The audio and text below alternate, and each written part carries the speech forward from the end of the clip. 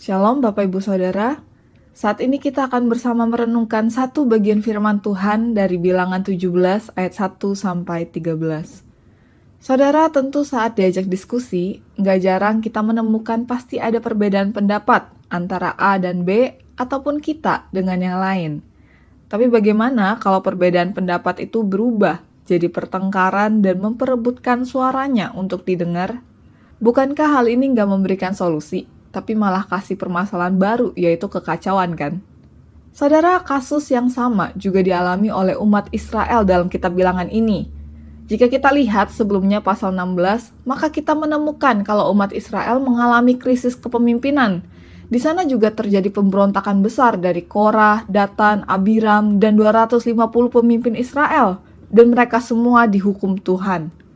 Tapi hal ini belum cukup buat Israel mengerti dan masih bersungut-sungut.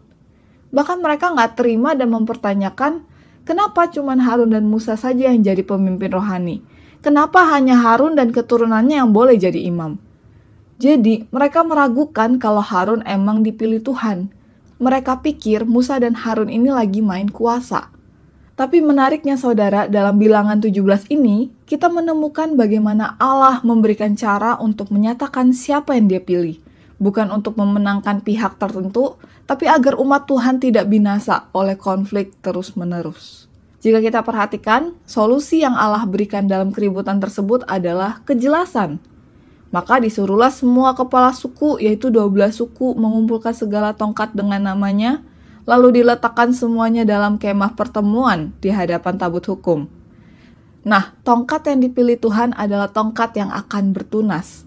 Dan di ayat 8 kita menemukan kalau hanya tongkat Harun yang bertunas, karena Allah ingin umatnya melihat siapa yang Allah sudah tetapkan. Tujuannya tentu bukan menghina yang lain, tapi menegakkan kembali ketertiban dan kekudusan di tengah umatnya. Dan kalau kita baca lagi seterusnya, kita lihat tongkat Harun Tuhan perintahkan untuk kembalikan di hadapan tabut hukum. Tentu ini bukan untuk diagung-agungkan, bukan berarti Harun juga jadi pusatnya untuk berkuasa. Tapi ini kembali pada otoritas Tuhan, dan tongkat itu disimpan untuk mengingatkan agar umat Tuhan itu mau belajar takut akan Tuhan, bukan takut kepada manusia. Saudara tahu bagaimana reaksi umat Israel ketika Tuhan memang memilih Harun? Mereka ketakutan.